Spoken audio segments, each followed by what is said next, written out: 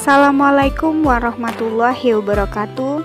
Perkenalkan, kami dari kelompok 10 akan menampilkan sebuah video wawancara dengan salah satu sekolah SMK Muhammadiyah 2 Pekanbaru. SMK Muhammadiyah 2 Pekanbaru yang dulunya dikenal dengan nama SMEA terletak di Jalan Kiai Haji Ahmad Dahlan, Pekanbaru. So, buat teman-teman semuanya, selamat menyaksikan.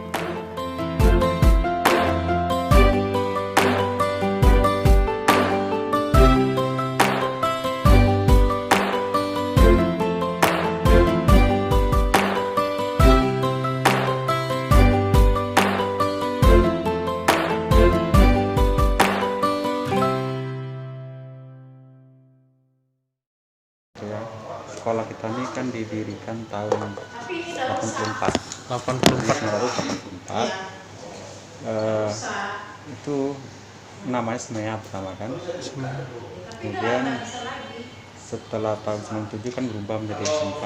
Itu kan seluruh prosesnya itu kan di pusat itu kan, semua SMEA itu diganti namanya jadi SMK. Kemudian pendirinya itu ada 3 orang itu.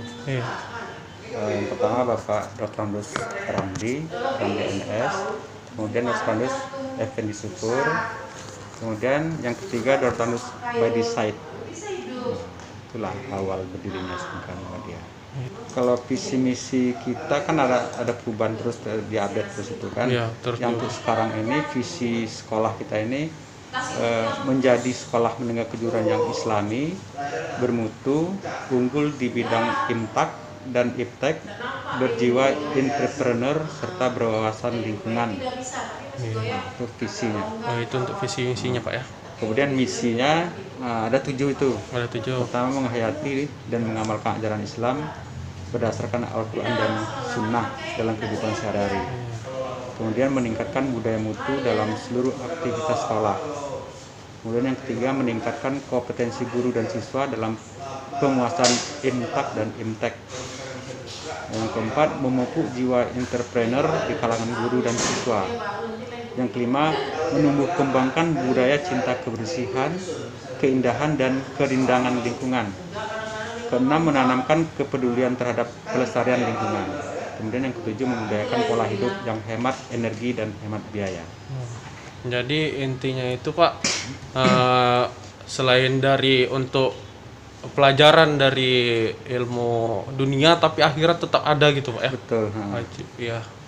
Awalnya kan kita berdiri tahun 84 itu masih sedikit siswanya. Iya. Masih sedikit.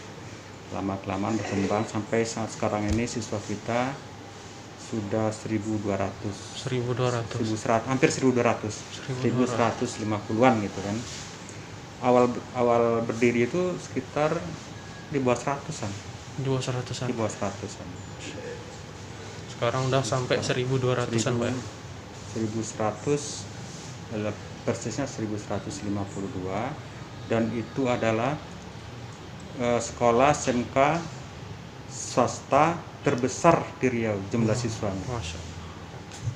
Yang jelas kita setiap tahun kan berusaha promosi. Kita sebutkan promosi untuk mendapatkan siswa. Promosi itu baik secara media online maupun offline. Kemudian yang jelas dalam berpromosi itu kita tentu disiplinkan dulu kan siswa kita.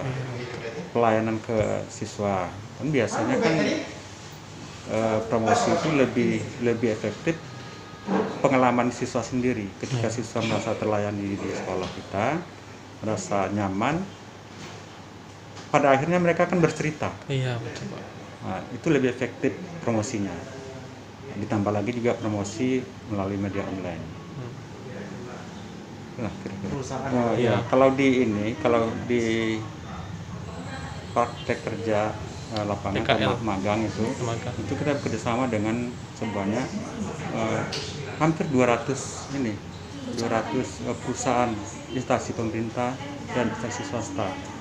Kemudian yang jelas yang untuk kerjasama di penerimaan tenaga kerja itu kita dengan Alfamart itu ada setiap tahun itu kan ada sekolah kita diterima. Jadi mereka tes siswa kita, khusus siswa Sengkong Mudia. Nah, kemudian yang lulus itu diterima sebagai sebagai tenaga kerja di Alfamart, bahkan gajinya itu disetarakan dengan D3 oleh Alfamart. Memang lewat lewat tes juga kan. Itu setiap tahun itu di atas 10 orang itu yang dites, yang lulus.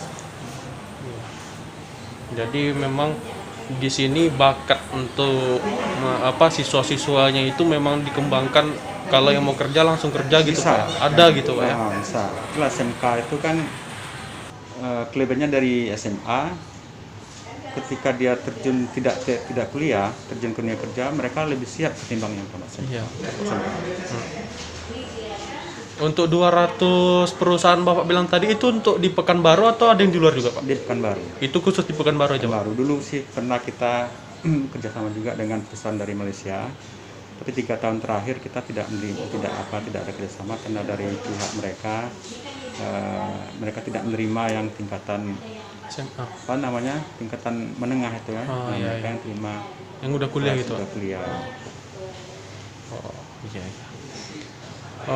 Jadi memang kalau untuk perkembangan tiap tahun ada terus Pak ya. Jadi kalau untuk kerjasama itu sendiri pasti juga mungkin makin nambah gitu Pak ya?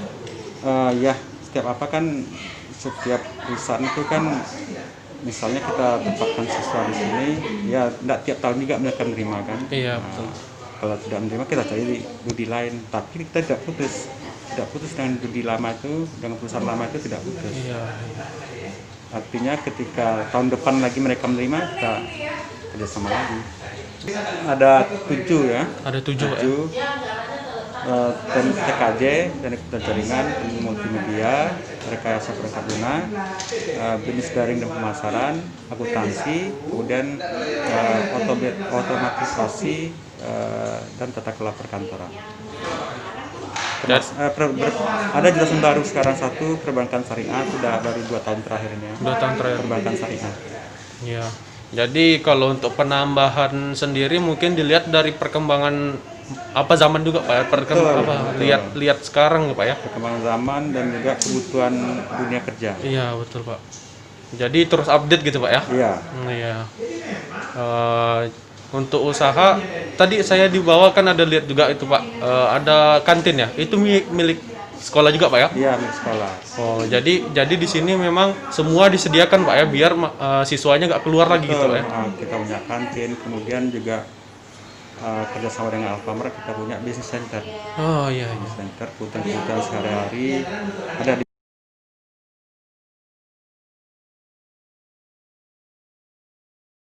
reputasi kita sudah amat baik. Sudah amat baik kita. Ke semua program kalian sudah terakreditasi A. Iya. Sudah A semua ya Pak ya.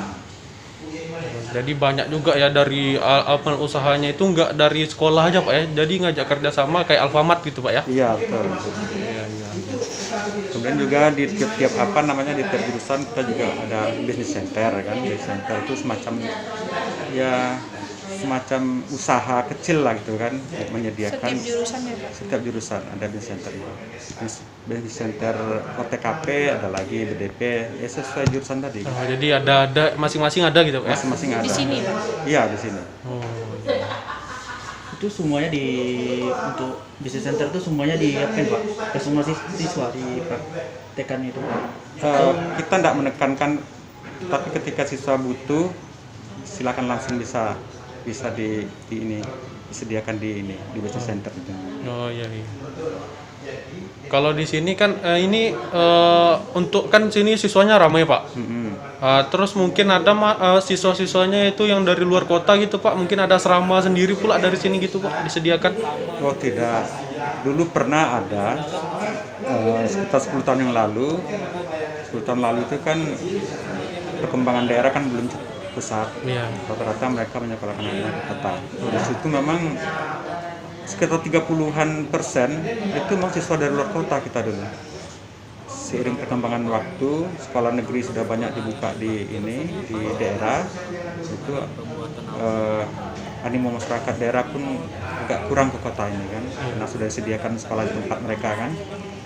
kita tidak menyediakan lagi asrama. Oh, gitu Pak ya. Terus ini kan Muhammadiyah ini besar Pak. Ini sebenarnya Muhammadiyah ini ada kerjasama dengan pemerintah atau gimana Pak? Maksudnya kan kayak negeri gitu Pak. Mungkin ada sebenarnya dulu pernah pemerintah pernah menawarkan untuk kerjasama gitu untuk jadikan Muhammadiyah ini jadi negeri gitu misal Pak. Oh, belum pernah. Jadi memang swasta gitu terus Pak ya. Pernah. Kalau jadi ke negeri rugi kan. Iya betul Pak. Berarti aset kita kan mereka ambil, jadi kan Iya betul Pak. istilahnya keberadaan Muhammadiyah itu jadi berkurang jadi. Iya betul Pak. Kan enggak mau itu. Iya betul. Untuk pusatnya sendiri Muhammadiyah di mana ini Pak? Pusatnya di Jakarta. Di Jakarta. TP Muhammadiyah itu di Jakarta. Di Jakarta Pak ya. Jadi semua kontrol dari semua Muhammadiyah yang ada ini di Jakarta Pak ya.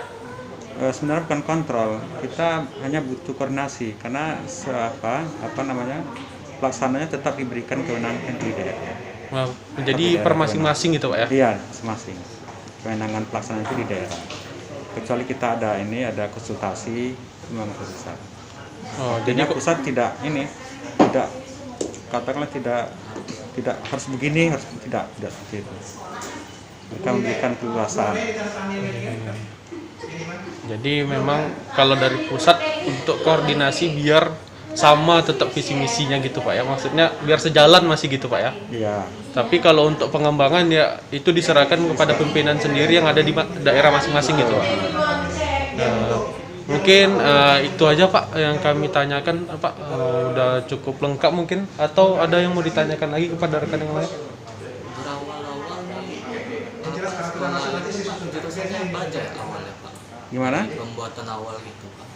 Dari awalnya berdiri. Awal berdiri itu saya enggak tahu persis, cuman saya dengar dari kawan-kawan itu yang cuman ada 2 jurusan waktu berdiri awal itu.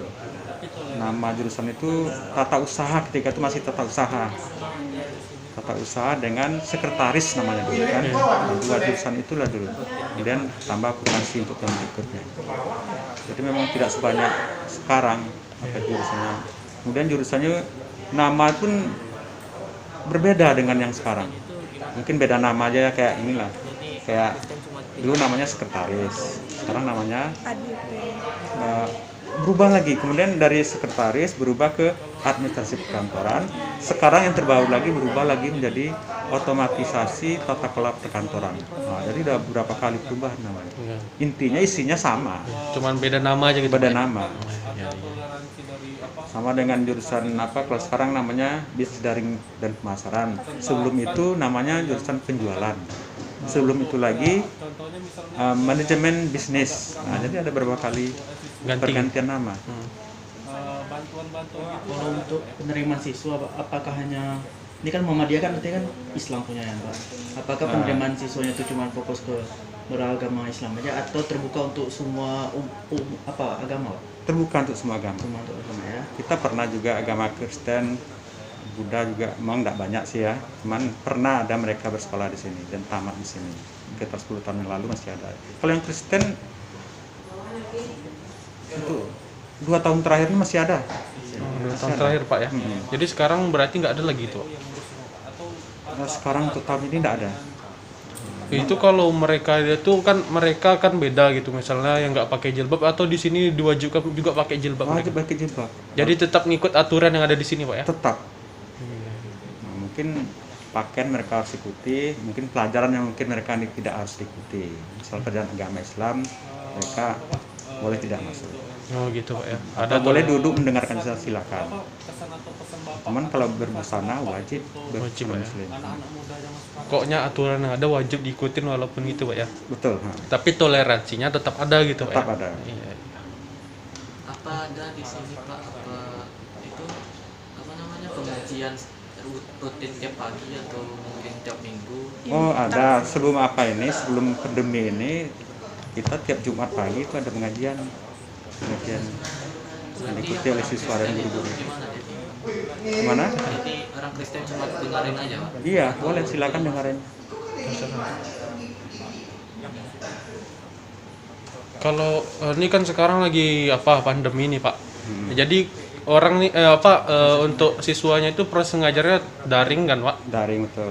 Daring itu untuk mungkin kan ada toleransi dari atau dispensasi dari sekolah gitu mungkin Pak? Maksudnya dispensasi Tentang Fasilitasi kan kayak ya maksudnya kan untuk contohnya misalnya ada yang Pemerintah. agak kurang mampu mungkin siswanya gitu Pak. Pemberian misalnya Bantuan-bantuan gitu pasti ada Pak ya? Ada. Kita kan memberikan juga subsidi ya, untuk atau pembelian mungkin paket. kan sekarang ini udah mulai pendaftaran baru ya Pak. Hmm. Ada pemotongan biaya untuk masuk mungkin dari sekolah ini. Kalau yang ini belum kita susun apanya ya anggarannya, tapi kalau yang kemarin ada. Oh berarti memang ada bantuannya ya Pak untuk Hmm. saat ini. Di SPP kan ada pemotongan itu tuh selama COVID ya. Iya. Jadi untuk promosi kalau untuk biaya masuk itu TU yang ngurus semua Pak atau ada Staff lah. campur tangan dengan Staff ya? Keuangannya. Staff itu. Staff wakil kepala sekolah, wakil kepala sekolah, TU juga semua guru-guru yang terlibat di situ ada. Karena di panitia PPDB ini kan banyak melibatkan guru karyawan.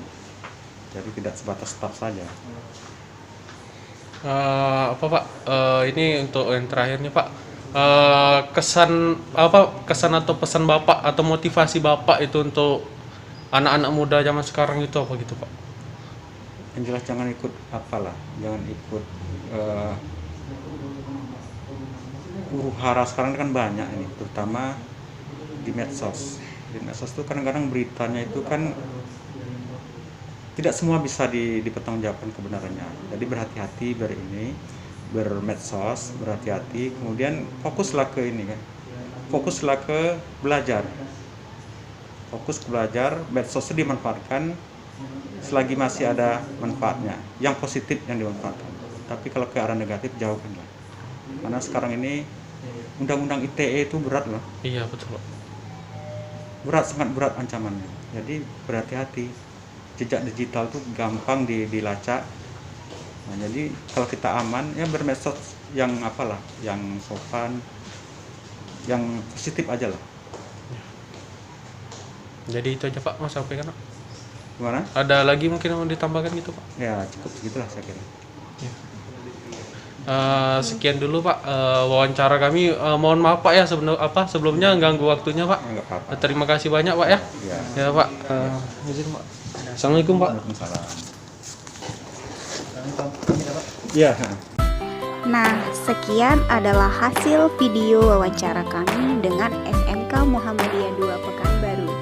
Semoga dapat memberikan info dan manfaat untuk penonton semuanya. Jika ada kesalahan, kami mohon maaf karena sesungguhnya kami hanyalah manusia biasa yang tidak luput dari kesalahan. Sekian, terima kasih. Wassalamualaikum warahmatullahi wabarakatuh.